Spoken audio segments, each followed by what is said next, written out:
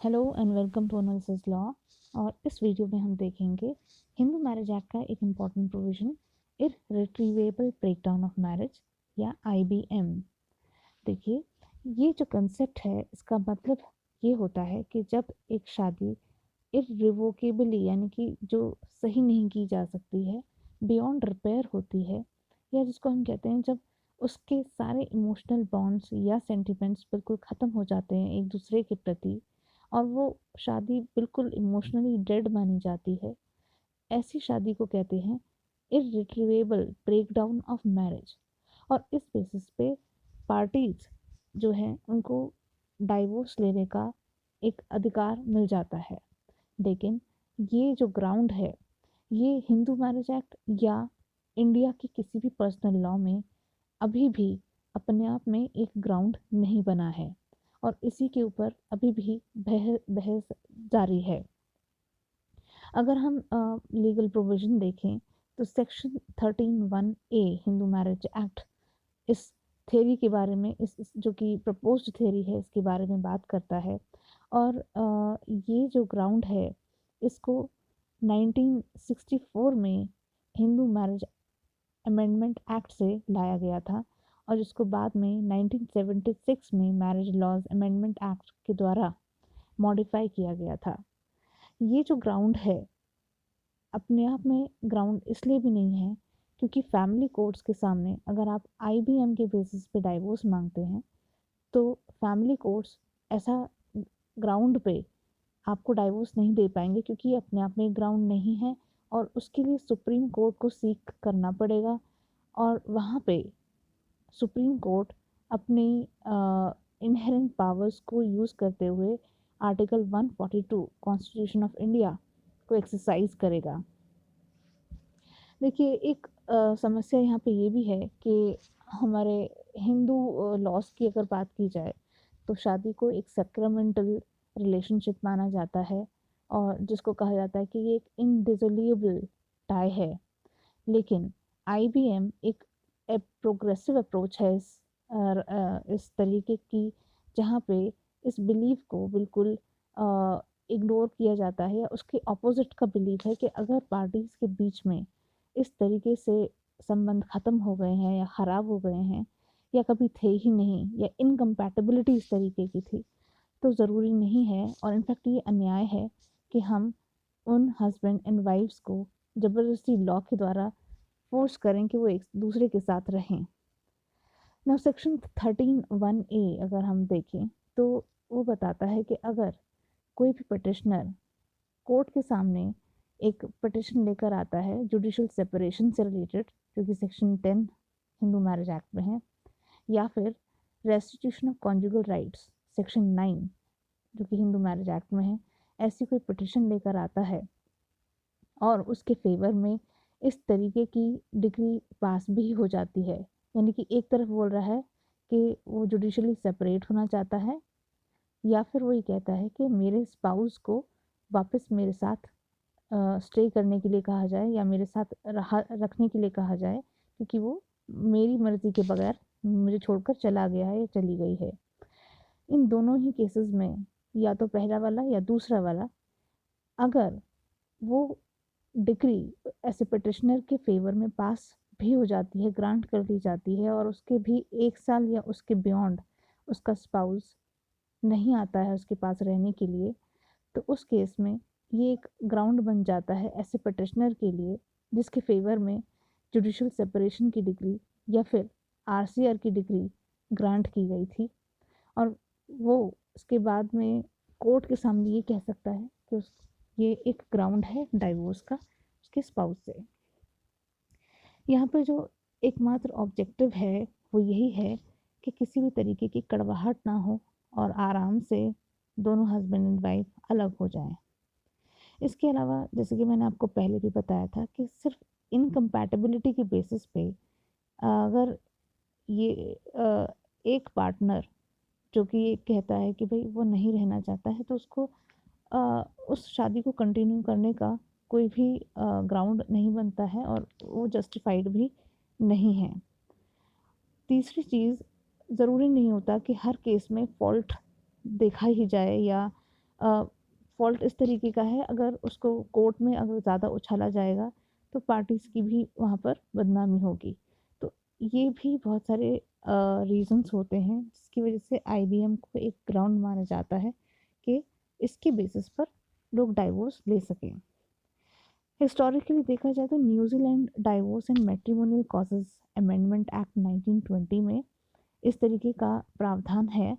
और जहाँ पे ये भी बताया गया है कि अगर हस्बैंड एंड वाइफ 3 साल या उससे ज़्यादा एक दूसरे से अलग रह रहे हैं तो उस केस में उनको आईबीएम ऑटोमेटिकली ग्राउंड मिल जाना चाहिए डाइवोर्स का। इंडियन कोर्ट्स में देखा जाए तो सुप्रीम कोर्ट ने पहली बार MS Jordan versus SS Chopra में इस बात पर ध्यान दिलवाया था और इस बात पर एम्फसाइज किया था कि आईबीएम को भी अपने आप में एक ग्राउंड बनाना चाहिए for the dissolution of marriage.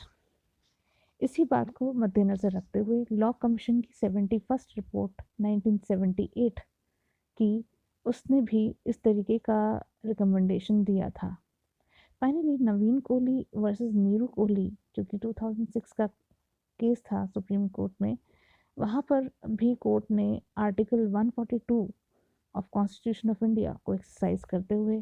दोनों पार्टीज़ के बीच में डाइवोर्स यानी कि उनकी शादी को डिज़ोल्व किया था। और इसके अलावा इस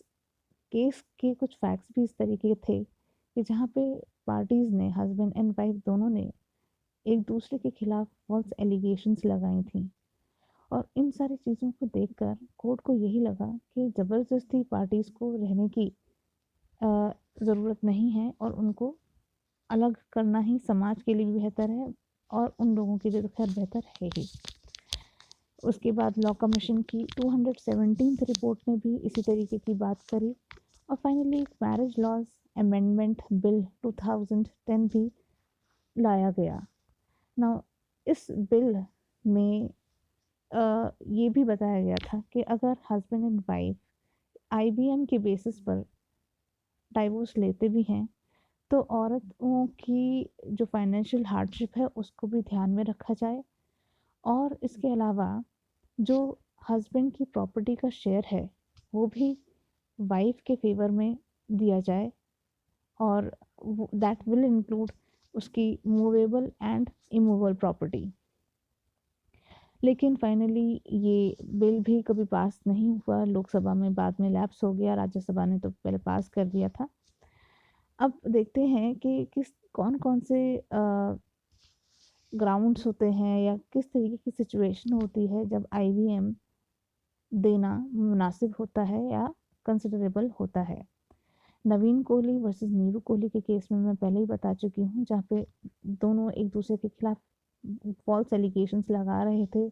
और बाद में कोर्ट को ये पता चला कि एलिगेशंस हैं ही फॉल्स, और यहाँ पे म्यूचुअल इनकम्पैटिबिलिटी बिल्कुल ज़ीरो है और इसलिए डाइवोर्स दे देना चाहिए। इसी तरीके से समर घोष वर्सेस जया घोष के केस में भी यही था कि जहाँ पे पार्टीज एक दूसरे के साथ ना तो वो रह रही थी और इनफैक्ट 16 साल से एक दूसरे से अलग रह रही थी। यहाँ तक कि जब हस्बैंड की यहाँ पे बाईपास सर्जरी तक हो गई लेकिन वाइफ ने उसको कभी विजिट नहीं किया। ये भी एक इलस्ट्रेटिव केस है जहाँ पे आप देख सकते हैं कि पार्टीज की इनकम्पैटिबिलिटी किस कदर ख़त्म है। अभी रिसेंटली शिवशंकरन वर्सेस सांथी मीनल के केस में भी सुप्रीम कोर्ट ने इसी तरीके की बात को एम्फसाइज किया है और कहा है कि क्यों ना आईबीएम को कंसिडर किया जाए। ना आर्ग्यूमेंट्स जो आईबीएम के फेवर में हैं वो ये हैं कि ठीक है, ये एक मॉडर्न अप्रोच है, प्रोग्रेसिव है, और लोगों को यानी कि जो हस्बैंड वाइफ जो डाइवोर्स उनका होता भी है तो वो उनके पेन को कुछ एक्सटेंट तक कम करेगा, क्योंकि कोर्ट में उस तरीके से चीज़ों को या एलिगेशंस को उछालना नहीं पड़ेगा, ना ही किसी की फॉल्ट को ज़बरदस्ती लेकर आना पड़ेगा सामने। और इसके अलावा जो कड़वाहट है वो भी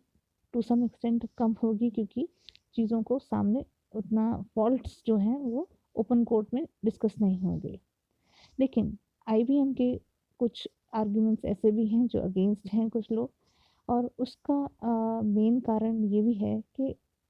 ऐसा क्यों कहा जाए या हम ऐसा क्यों अलाउ करें जहाँ पे एक ही पार्टी चाहती है डाइवोर्स लेना और दूसरी चाहती ही नहीं है, यानी कि एक यूनिलेटरल एक्ट है ये। इससे क्या होगा, स्पेशली जो औरतें हैं और स्पेशली अगर इंडियन कंडीशन की हम बात करें, तो यहाँ पर औरतें ऑलरेडी फाइनेंशियली भी और सोशली भी वीक हैं, और इसके अलावा उनके लिए ये एक सोशल स्टिग्मा भी है। यहाँ तक कि ऐसी औरतें जहाँ पे उनके बच्चे भी हैं, तो वहाँ पे आईवीएम कितना हद तक जस्टिफाइड होगा कि इस बेसिस पर किसी को वन साइडेड डाइवोर्स दिया जाए। अब अगर पार्टीज़ को आईवीएम के सोल बेसिस पर अगर डाइवोर्स मिलने लग जाएगा, तो उस केस में क्या होगा कि मीडिएशन की भी पॉसिबिलिटी ख़त्म होती जाएगी, और इसके अलावा लोग शादी को बहुत लाइटली लेना शुरू करेंगे कि ठीक है, अगर दोनों में से एक भी पार्टी मानती नहीं है, इनकम्पैटिबिलिटी दिखाती है, और हो सकता है कि एक पार्टी ने यहाँ पे गलती की हो, लेकिन उसे मालूम है कि आईवीएम अपने आप में एक ग्राउंड बन सकता है, तो वो खुद फॉल्ट, उसका खुद का फॉल्ट होने के बाद भी वो क्या करेगा, वो दूसरे स्पाउस को एग्रेसिव इस तरीके से प्रॉम्प्ट करेगा कि उसके साथ उसका स्पाउस ना रहे। तो ये भी कुछ कारण हो सकते हैं जिसकी वजह से आईवीएम डायरेक्टली लागू नहीं करवाया गया है। इसके अलावा अभी भी इंडियन लॉ में आईवीएम की कोई स्ट्रिक्ट पैरामीटर्स नहीं हैं, और उसको डिफाइन नहीं किया गया है कि कितने साल अलग रहेंगे या कौन से स्पेशल सर्कमस्टांसेस होंगे जिसके बेसिस पे हम ये कह सकें कि शादी बिल्कुल इररिवोकेबल तरीके से टूट गई है, क्योंकि इसकी बहुत सारी इंटरप्रिटेशंस भी हो सकती हैं। इसी वजह से आईबीएम को लागू करना जस्टिफाइड नहीं है। आप अपना ओपिनियन बताइए कि क्या आईबीएम लागू होना चाहिए या नहीं होना चाहिए। होप आपको ये वीडियो पसंद आई हो। Thank you.